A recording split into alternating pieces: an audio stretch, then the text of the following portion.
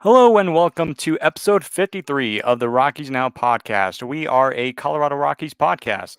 Whether you're a Rockies fan or just a baseball person, you can follow us at Rockies Now on all of your favorite social media platforms: Facebook, X, Instagram, and Threads. Thanks for joining with us today. I'm your host, Steven. Right there is co host Tom. Tom, it doesn't sound like you're doing too well. No, I've been battling a cold and for the past several days. I think I've hit the worst of it now. So to Mhm. all of our listeners and viewers, forgive me if I have to sneeze or cough or whatever. I'm going to keep my mic on mute while you talk, Stephen, so I don't interrupt any. Yeah, it sounds like it's going around everywhere because I was just telling Tom that the colds and flus are going around, man. And stay healthy out there. Make sure you wash your hands, get enough sleep, and drink some water or something or whatever your favorite beverage is. But we're here to talk some Rockies baseball. First week in, we'll be talking about that tonight, and plus we'll be talking about a return of a familiar player. We're all excited about that, and then we'll of course be talking about the big stuff that's happened over the last 24, 48 hours with Kris Bryant, and that'll be near the end of tonight's podcast. Again, we're going to kind of have a shorter one tonight. So, overall reactions of this past week, I guess we can kind of quickly go game by game. So, last Sunday was awesome. We couldn't watch the game. I was able to listen to it on 850 KOA with Jack and Jerry. Great game. The Rockies beat the Milwaukee Brewers 10-3. And a lot of those guys were Rockies prospects, so that was awesome. And then the following game, the Rockies lost to the Dodgers. The score was 9-4. Kris Bryant and Elias Diaz got their first home runs of the spring there.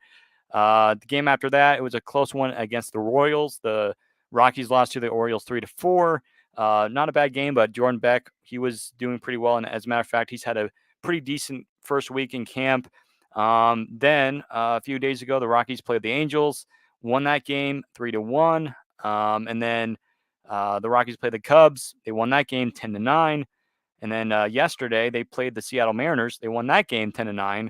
And then today they slugged their way to the win over the Cincinnati Reds 10-4. So that's 30 runs in three games. So the Rockies offense, Tom, is clicking to start the spring training campaign.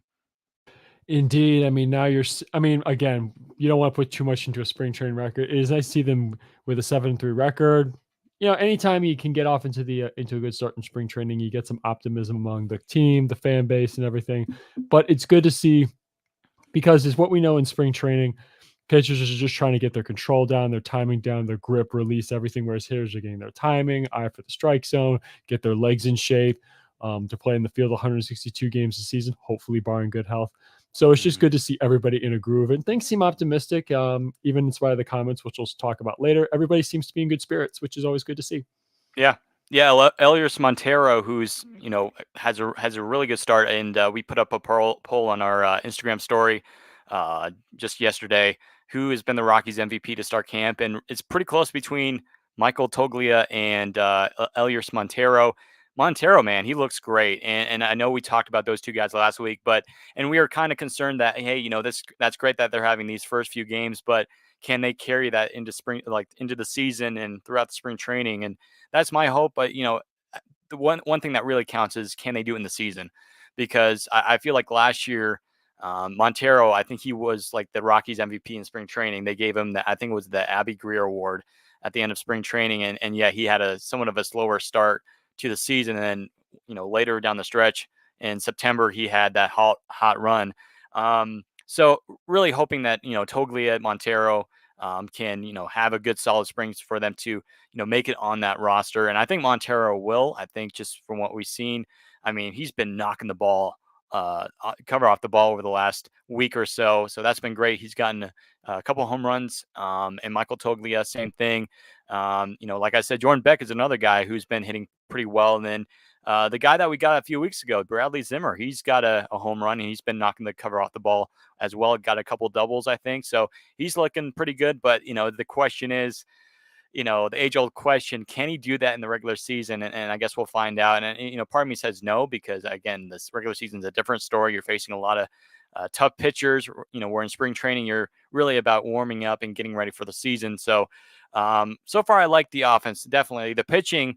has been decent. However, over the last few days, we've seen a little bit more walks. That's kind of concerning, but again, it's all about preparation, building up your pitch count. So that's been interesting to see. Cal Quantrill, he got his first start today. That was okay, other than the 470 home run he gave up to Ellie De La Cruz. So that was awesome to see as a baseball fan.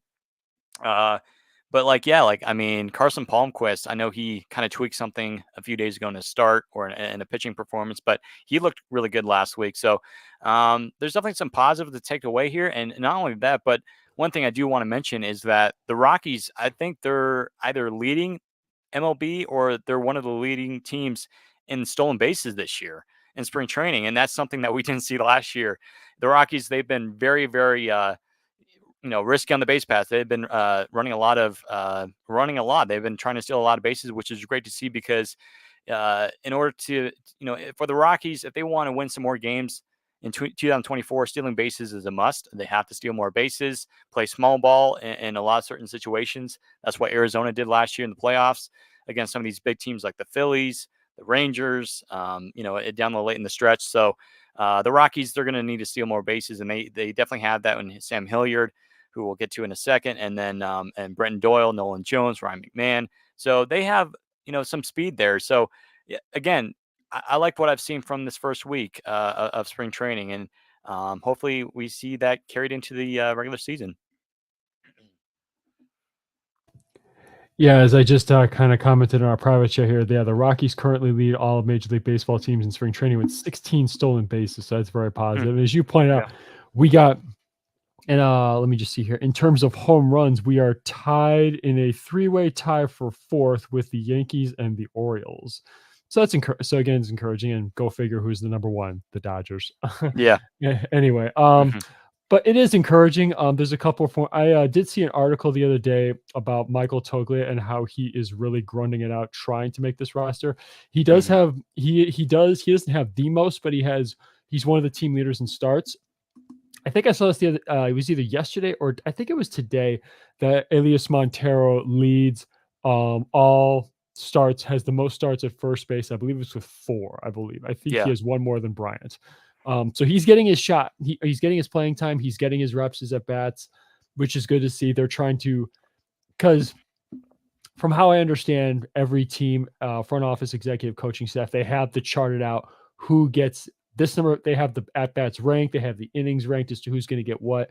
So that's a good thing. They're making the starts, they're getting their reps, and they're making the most of it. And I think, like you said, Toglia is he's not the leader, but he has one of the highest home run totals on the team. So he's taking advantage of his opportunity. Whether he does, I still think Sam Borchard is still the leader at this moment for right field. I think anyone out there can agree to disagree with me. But again, anything can happen. We still got almost 4 coming up on almost 4 weeks left until the season actually starts on March 28th. So we've got some time left. There's a lot of time left for things to change, but it is good to see these things. I was also very pleased to see Kyle Freeland throw 2 scoreless innings with, again, 1 strikeout, but everything else was just flat. No walks, no hits. So that was good to see out of him. In particular, it's because for those who don't know, he's my favorite pitcher on the team. So it's good to see him getting in that rhythm because I think he's going to be the opening day starter. Yeah, when you were talking about the Dodgers, their record is really good. I think it's like 9-2 or something like that. It's just the start spring training. Something I can look it up real fast. Yeah. I can look up real fast, but Okay. Yeah, it's like 9-2 or something like that. And so, I know spring training doesn't count, but still, I mean, it kind of tells you about your roster. The Orioles, they're having a really good start. I know some people who are listening or watching right now on Instagram can check that out and see the Orioles record. But man, the Orioles, they look really good. The Dodgers, of course, they're going to be really good. And sometimes in spring training, the record means something. And the Rockies, I think last year they were off to they had a few games where they kind of were on a run in spring training, and they didn't end well in spring training last year with they had a pretty bad record, but so far so good. I mean, I know again it's spring training, but you kind of like the record of 7-3 to start the first week. Yeah, Dodgers 8-2, Orioles 8-1. Obviously, a lot of eyes are on the Dodgers with Ohtani Yamamoto, who threw I watched YouTube posted his first 2 innings in his first appearance. Looks good. Looks real good. But again, it's I also listened to an interview on the Yes Network with John Smoltz, and he did, of course, reiterate to everybody he's got all the talent in the world, but the truth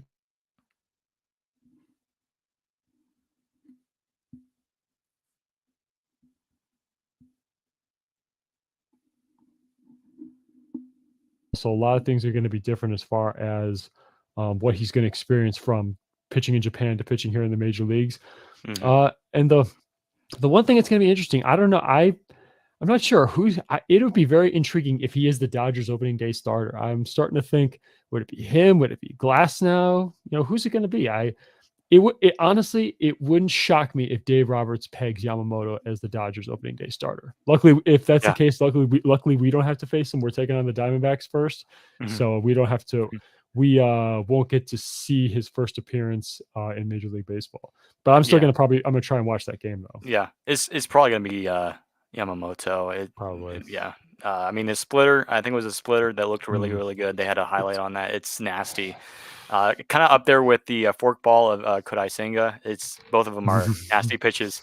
But yeah, overall, again, first thoughts from both of us. Good, solid first week. Again, we still have 3-4 weeks left of spring training, and that's like the worst part because it's like, oh man, you're ready for the season, and but you still have 3 weeks. But at the same time, though, you get to see some of the younger prospects, so I'm looking forward to that. So as we quickly move on to here, we have a new friend who, well, maybe not a new friend, an old friend of Sam Hilliard. He is back with the team after the Rockies a couple days ago picked him up off waivers from the Baltimore Orioles, and I think he played a game or two in spring training with them, and came over to the Salt River Fields the other day, and he was able to play for the Rockies. I think he got a walk and I believe a double as well. So that was nice to see. There was kind of mixed reactions from both sides of Rockies fans. Some Rockies fans were excited. Some Rockies fans were like, do we really need him? And I get that. But at the same time, though, Hilliard, he has power. He has speed, which the Rockies definitely need. Because, I feel like the Rockies need speed and more speed, especially with baseball and some of the new rule changes, and baseball is always changing and all that. So, and he has good defense too in the outfield.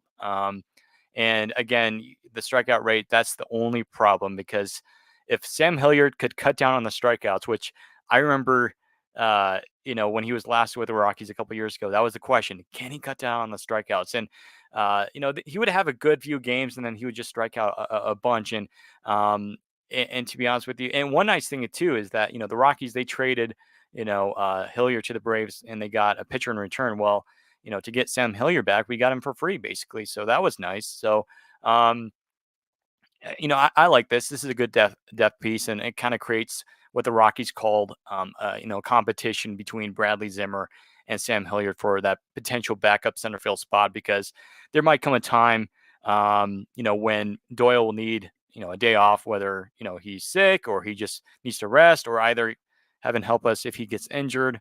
Fingers crossed that doesn't happen, but the Rockies will need a backup guy. And I think, again, it's nothing, to be shocked about, I guess, if that's the word, but it's okay. It's decent. And plus, I like this move too, because, I mentioned on our story on our social media pages that it gives some of the younger prospects that are in AA and AAA more room and more playing time, because you don't want them to get called up and then they sit on the bench like Hunter Goodman did a little bit last year. And, I think the Rockies, they want to play Hunter Goodman more and all that, but they gotta keep these young prospects, ready to go, playing consistently, because when the time comes, they're going to be playing consistently up in the big leagues, right? And you don't want them to waste their talent away on the bench. So, so overall, good depth piece. I mean, it's not Sam Hilliard, right now, not a long part of the future. Same thing with Zimmer. So I'm okay with the signing, and so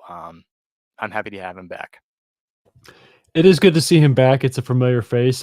This actually will be his third different number that he'll be wearing. He previously wore 43 in his first time up, and his second time was 22, but he can't have it back because now that belongs to Nolan Jones. So he'll be wearing 16 now.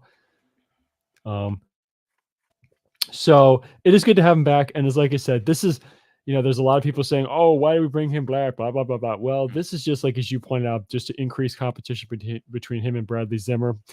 They both have similar skill sets as to what their strengths and weaknesses are.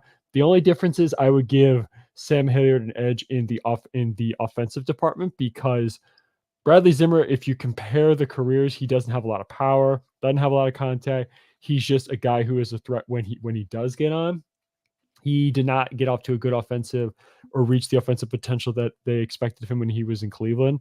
With Hilliard, if he gets a hold of one, he can drive it a country mile, and he also has a very good eye of the strike zone.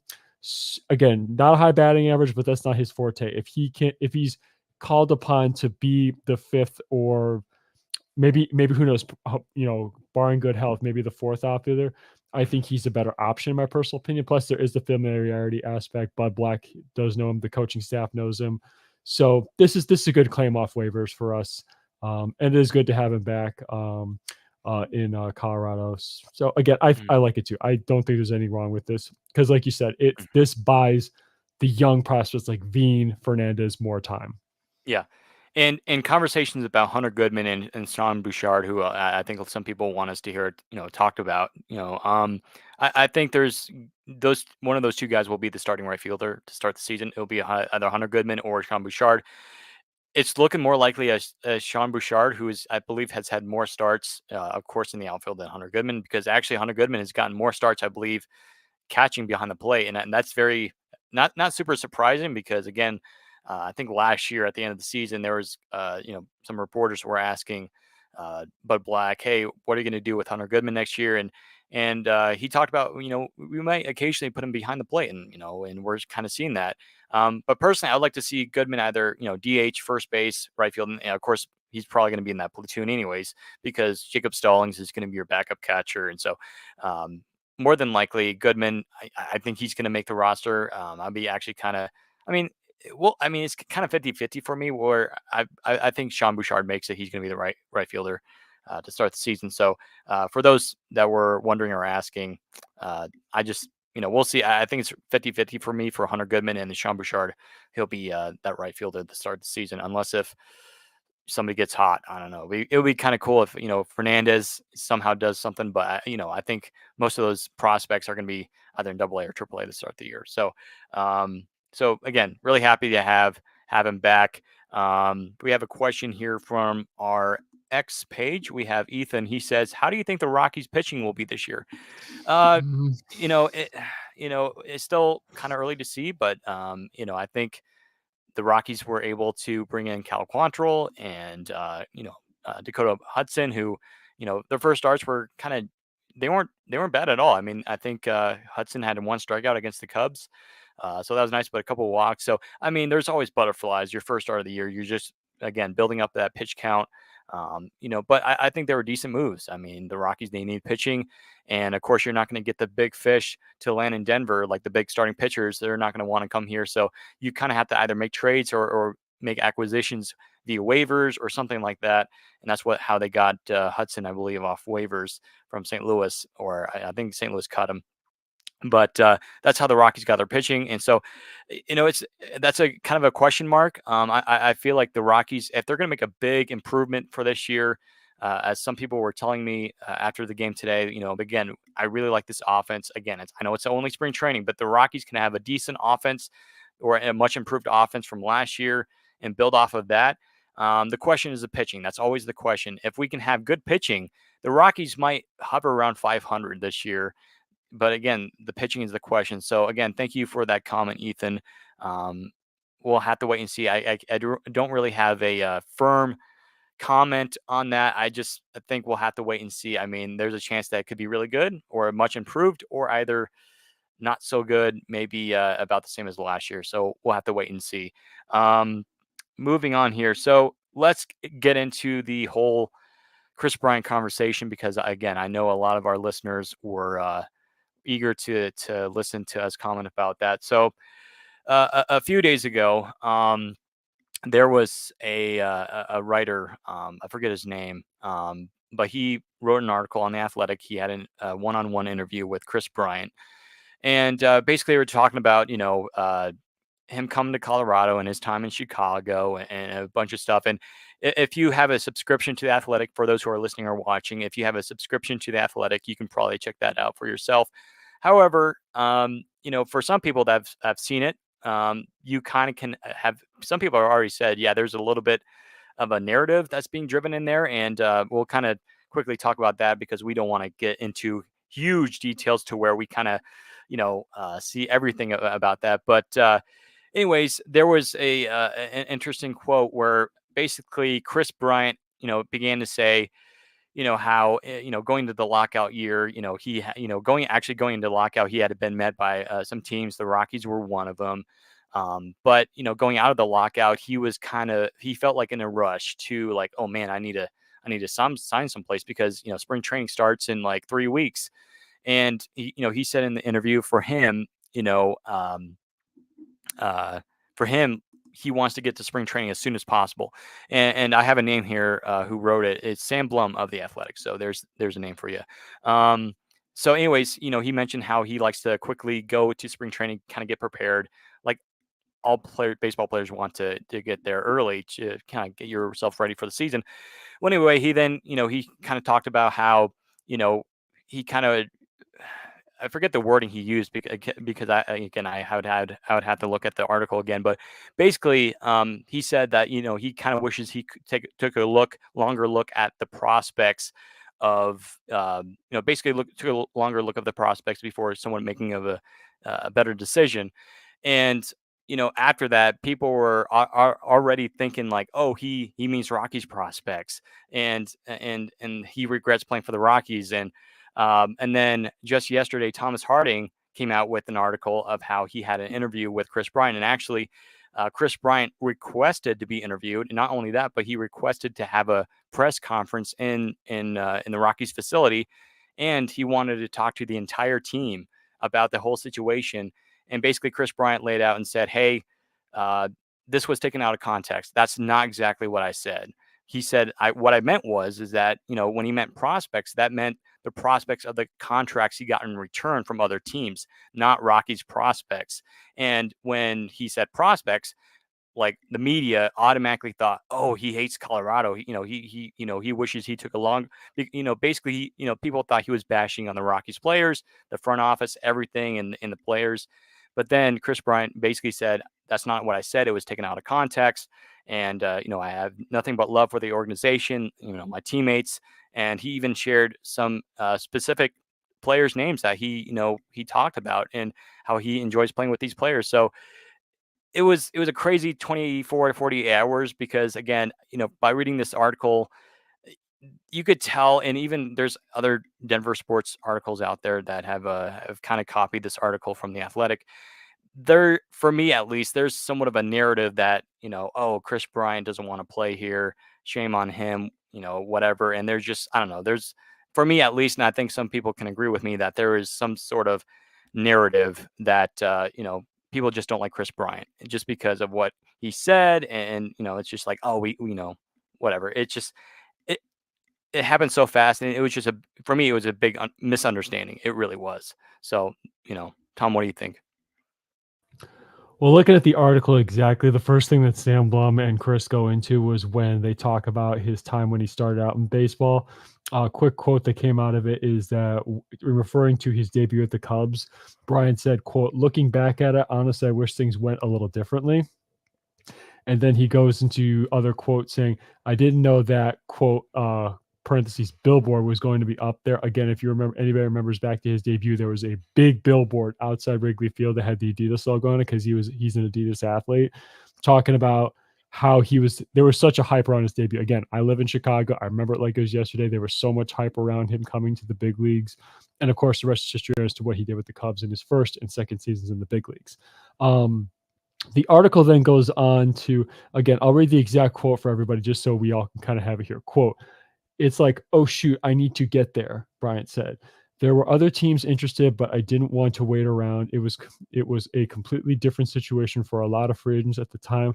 I guess I didn't have do as much research into the prospects as I could.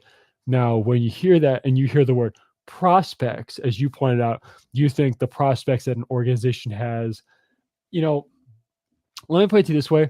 when a play, from my understanding, one thing that a player does look into, they don't necessarily look right into the farm system. When a player of his caliber signs with a team, they're looking to try to win. They're looking at their prospects not to that is going to come build the team around, but to win. When is this team potentially going to win? And also, the money obviously helps because you want to make a big sign your last big contract before your career starting on the downturn. And again, he signed. I have it right here. He signed March 18th, 2020. 2021. Excuse me, and the lockout. No, 2022. Excuse me, March 18th, 2022, and the lockout ended on March 10th. So he signed 8 days after the lockout officially ended, and free agents were permissible to talk to teams. So again, it's not like, of course, as we know, he did not have, it's like he didn't have a previous relationship with Bill Schmidt or necessarily Bud Black. He knew this organization. Remember, Bill Schmidt was the Rockies scout that specifically scouted him out of Las Vegas. So they had a relationship. And keep in mind, if the Cubs didn't take him, the Rockies were going to take him. But of course, he was taking the pick before, and that's how the Rockies ended up taking John Gray. So the Rockies wanted him. And like I said, Kris knew the people in the organization. He knew the scouts. He knew Bill Schmidt. So he, again, how is this? I think, again, like as you point out, that was completely taken out of context. Again, I understand we're all frustrated. We're all frustrated with him specifically, given that he's only played 80 games in 2 years, and he's had a string of injuries, and he doesn't look like he's squaring up fastballs very well. But at the end of the day, he wouldn't have signed the contract if he didn't have if he did not have commitment to at least the team he was signing with. So he wants to be here. He wants to have a solid end to his career. Because this probably is going to be the last contract he'll sign. So again, out of context, we should just he addressed the team. He set the record straight with Thomas Harding, as you pointed out. So I don't take it as a slap in the face. That's what I say it as. Mm-hmm. Yeah, and I mentioned this too to somebody today, is that people can talk about the money, and listen, I know the contract is not that great because again he hasn't played up to it yet. I still think he can be a good player for the Rockies. He just needs to stay healthy, um, and but it's kind of funny too because when people talk about prospects, one of the reasons why he came to Colorado is because of the prospects. He wanted to be that he wanted to be that veteran presence to the Rockies younger team, because if you remember back in 2015, 2016 when he was coming up, he talked even in his introductory press conference video, which you can watch for free on YouTube. You can literally search it up. He talks about how players like Ben Zobrist and John Lackey, when he was coming up, how he wants to be that guy to the Rockies prospects and Rockies players, and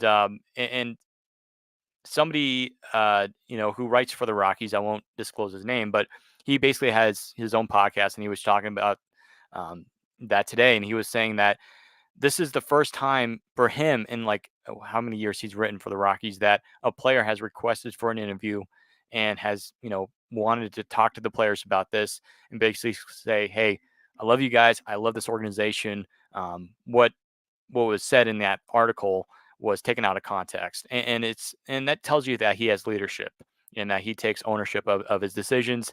And he himself kind of knocked himself down and said, you know what, I don't have the right to say bad things like that to my teammates. I don't deserve to say that because I haven't played up to my potential in the last 2 years.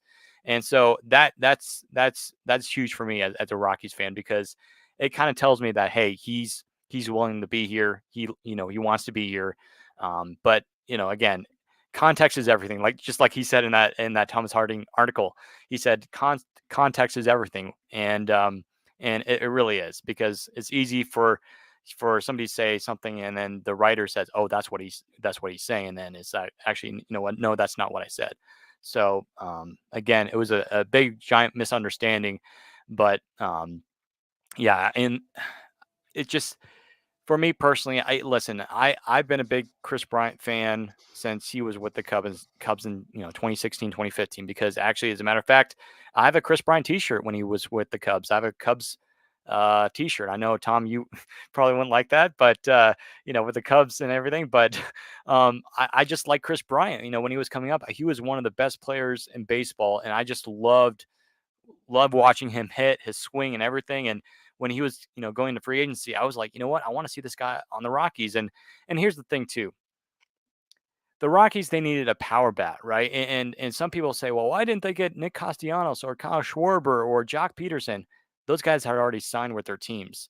And not to mention, I mean, we don't know everything, but personally, in my opinion, those players would have not signed here because I don't know, just the way that things were going that offseason and plus the contracts that they were looking for, the Phillies, they were building their team. They needed a couple of guys. They got Castellanos and Schwarber, both those guys, and then the Giants got Jock Peterson, who he kind of, I think there was at one point where he kind of hinted like in a tweet that he wanted to go to Aspen or something. And by the way, Aspen is a city in Colorado up in the mountains. But basically all those guys had already signed, and so the Rockies, they needed a power bat in their outfield because you can't rely. Going into 2022, the Rockies outfield was Raimel Tapia, Sam Hilliard, and was it Garrett Hampson? I think he was kind of like a backup center fielder. I might be missing somebody, but and then of course Charlie Blackmon, he was right fielder. But really, you don't have a whole lot of power in that outfield. So the Rockies, they needed a power bat, whether it was a left-handed power bat or right-handed power bat. And like you said, the Rockies and Kris Bryant have had interest for several years, going up and even back because actually Kris Bryant went to, I believe, San Diego, the college out in San Diego, University of San Diego. As a matter of fact, he was teammates with Connor Joe, former Rocky. And not to mention, I think Bud Black, again, he's kind of seen Kris around that area because Bud Black, he managed in San Diego for several years with the Padres. So the Rockies and Kris Bryant, they've known each other for a long time. And Kris Bryant himself has said several times that he thought he was going to get drafted by the Rockies. And he was so excited on draft day. He thought he was going to go to Colorado, but the Cubs picked him up. So, this is, with Kris Bryant, Colorado is basically been around since the draft. And so for him to say, hey, I hate this organization or I regret coming here, the players are bad. It's just like, that's not Kris Bryant. And the guy that has written for the Rockies that I was just talking about just a minute ago, that's been writing for the Rockies for a while, he was just saying that on his podcast this morning that that's not what that doesn't sound like Kris Bryant, because Kris Bryant is one of the nicest people you will ever meet. I know some of our people who are listening and watching this podcast have met Kris Bryant either at FanFest or just at games. Kris Bryant is one of the nicest people you can ever meet, and for Kris Bryant to say comments like that, it doesn't add up. It really doesn't. So again, big misunderstanding. It was just taken out of context. And the sad reality is that people are still going to be upset at Kris for a long time. And it's really unfortunate that this had to happen. And Kris Bryant even said that, like, it's so unfortunate that this thing had to happen because, again, when things taken out of context, it can change the whole ball game. It can change the entire conversation. So again, it's unfortunate. It really is, because Kris Bryant is such a great guy. And it's just the way that things has happened over the last couple of years. It's just, man, you really hope that he has a big year in 2024. Yeah, correction to what I said earlier. He's only played 122 games in a Rockies uniform in 2 years. But Yeah. and if I had to have, if I was a betting man, which I'm not, it wouldn't surprise me if his final two teams in free agency were the Rockies and the Phillies, because everybody was talking about him reuniting with his Vegas buddy Bryce Harper, which would have been quite a lineup if they were together again. But ultimately, I think the price is too high. That's why I think they went with Castellanos and Schwarber. Yeah. But yeah, he took. I mean, like I said, this is out of context. You hit the nail on the head. He at least had the onus to request the interview, set the record straight quickly, and apologize to the team, or not apologize, but explain it and elaborate what he meant to the team. Because if I remember correctly, he knew a bunch of the players on the team. Like I think he had a previous relationship somewhat with Ryan McMahon before he came to the team. Yeah. I think I read somewhere that he trained at one point with Nolan Jones. I think or it was like in the somebody weight else. room or something. Yeah. Yeah, something like that or whatever. He's Yeah. crossed paths with a few of the young guys before. So it's not like he didn't have any familiar. I mean, he knew Charlie Blackmon, of course, from the All-Star game before. So it's not like he did not know anybody. And I think, again, I have faith in the guy. Again, I'll repeat it again. I'm on the record. I think he'll play 145 games here. I'm sticking to it. And if he does, I expect good things out of him. So again, he's doing well. He seems to be getting his timing down, squaring up the fastball pretty well. So again, we'll see how the rest of spring training goes and how it carries into the season on March, as we start March 28th. Yeah, hopefully all this stuff can like light a fire under him to have a Mm. big year. Maybe it will. Maybe he's like, you know what? Maybe I don't need to worry about my expectations because I think Bud Black actually said this in an interview the other day of how Mm. Kris Bryant has kind of moved past the expectation level of like, oh, I need to Mhm. be an Yeah. MVP level Kris Bryant. No, we just need you to be a healthy Kris Bryant, because the first step is to be healthy. If you're healthy, Correct. then you can become Kris Bryant. And because when he's healthy, I know his numbers were not that great this like last year. He was hitting, I believe, 240, 230. But I think a lot of it had to do with just at the end of the season, he just kind of was winding down. He was just getting in some at bats, just trying to help some of the younger players. But when Kris Bryant is ready to compete, he'll compete. And so, again, hopefully this kind of lights a fire under him and kind of push for a big healthy season because again, we know the Kris Bryant that he can be when he's healthy. Again, we mentioned it either last week or the week before when we were talking about infielders. Kris Bryant's going to be the starting first baseman. Mhm. He probably will never be the player that he was in Chicago, but he can still contribute at a pretty good level, and he might even be an all-star. I think he can still come to that thing, but Mhm. again, he's has some ways to go. I mean, it's not that easy. He still has to. For him, he's probably going to feel pressured at the same time though, because for him, it's a contract that he still has 5 years left, and so again, a lot of pressure on him. But again, hopefully with these comments and what's happened over the last couple of days, hopefully that can again light a fire under him and for him to have a good year in 2024. And by moving him to first base, that's a great idea to kind Mhm. of keep him healthy and not have to work as much and have a big workload for him. So again, if you haven't read that article, again, there's an article available on Rockies.com. Just check it out. It's Thomas Harding. But if you want to read the Athletic article, you can read that somewhere online. And I think there's ways you can read that for free. You can. So yeah, One thing, and the good thing is also this doesn't seem to be affecting it or spiraling anything out of control, or yeah, at least everything seems to be managed just fine. yeah, They yeah. nipped it in the butt quickly, so that's Yeah, good. well, which is a good thing because the day before that, the media, like, talking baseball, Yeah. Jumbo media, they were talking about it, and it's like, oh no, it's just like this is Though. terrible. One of my reactions was like, a part of me was like, I wouldn't be surprised if like something bad happens to where this gets like worldwide. There could be talks about cutting him or some type of stuff. I'm like, oh no, this is gonna be bad, and because it's not a good look on either side, either Kris Bryant or the Rockies. But thankfully, again, it's kind of like I forget. There's a movie, and I had an illustration before the show, but I kind of forgot it. I always forget quickly. But anyways, it's just like No. there's Mhm. always that thing that happens. It's like, oh, this is and then all of a sudden it doesn't happen. And but anyways, we're good Well, the now, good Chris. thing. Yeah. Oh, go ahead. Oh, go ahead. No, go ahead. Sorry. Yeah, I was just because again, it's just like you're kind of. I had a heart Mhm. attack. I'm like, oh, please, Chris Bryant, do not go. It's a bad look, but thankfully everything's okay. Well, the good news is people. The one worst part of it is that the worst thing I saw was iTalk Studios put Rocky regret. I thought that's rather that's rather clever, but that was a rather clever one. I Uh, thought, but I kind of rolled my eyes at that one. And go, oh god, come on. Yeah, I don't want to But create. I don't want to create another series on here. We've had, oh god, but the one thing that really kind of made me go, what is comparing it to Anthony Rendon's situation? It's completely different. Yeah, okay, that's the thing that makes me so frustrated because I saw multiple comments saying, "Oh, Chris Bryant doesn't care about baseball." I saw many comments like that. Oh, he doesn't care about baseball. All he cares is about the money, and it's just like, and then people were comparing him to Anthony Rendon and saying both these guys should get out of the game and should well, quit the sport. It's just like they're mm, completely opposite. You look at both Anthony Rendon's comments mm. and Chris Bryant's comments. Which one likes baseball more? Figure it out. I will say this because for those, I still think the hardest thing to do in sports is hit a 100 mile an hour fastball. Mhm. And the one thing I can say about being a baseball player at the professional level, I don't have personal experience, but I hear this from a lot of people. It can be a heavy love hate relationship. A couple days, it could be one day you go 4 for 4 with a home run and two doubles, and you go, yeah, I love this game. And then there's the next day you go 0 for 5 with 4 strikeouts. You go, oh, I hate this game. I'm gonna Oh, retire. yeah, trust me, that happens on a daily basis. It's a very hard sport to play, not just because of the difficulties of playing the sport, but also 162 regular season. It's a grind. It can really wear on you. And like I Mhm. said, it's a love hate relationship. It's a very difficult game to play. Yeah. So I can understand when there's days where these guys. You catch guys on a bad day and they gave you a bad comment. It happens. Yeah. I'm not excusing what Anthony Rendon said.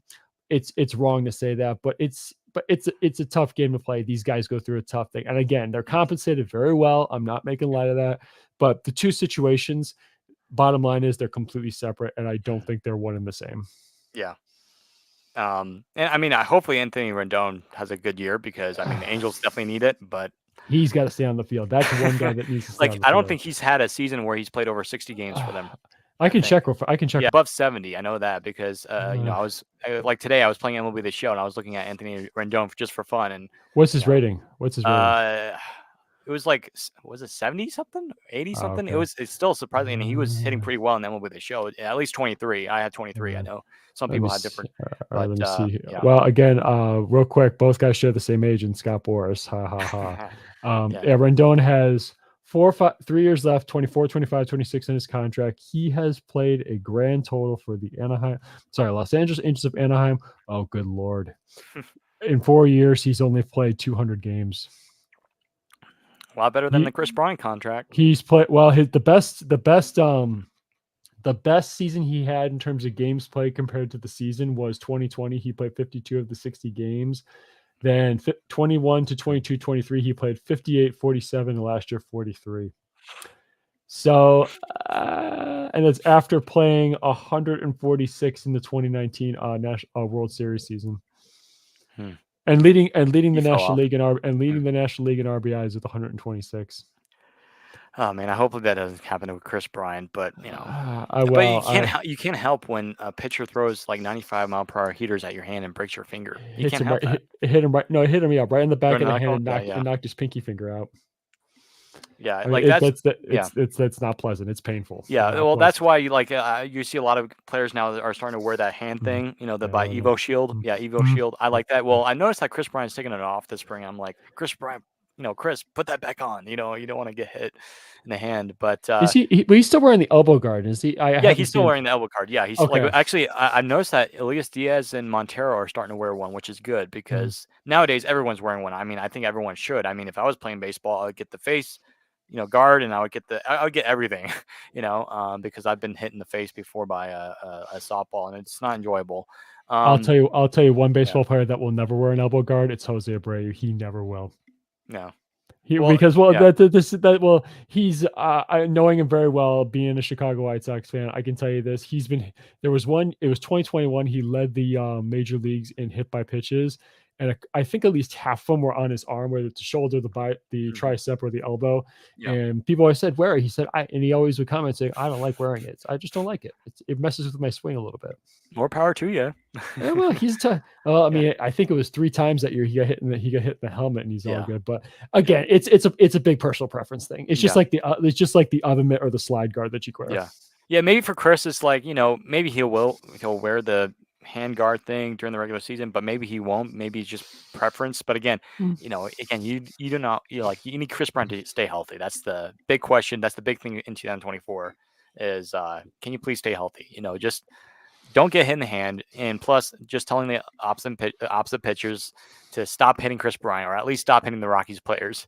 So that's the really, I'm very intrigued to see him because I'm used to seeing him play a full season at third base. It's gonna be interesting to see him play a full season at first base. Yeah, and he hasn't played that position many times before, hardly at all. I mean, that's kind of a newer position for him, but I mean, he's an infielder. He was coming up as an infielder, and so I think for him at first, because I remember when they were talking about moving him to first base, I think it was like last year in spring training. Actually, I remember there was conversations about moving him to first base, but then Kris Bryant was like, "Nah, I don't want to play first base. I want to be like right field. I want to be in the outfield."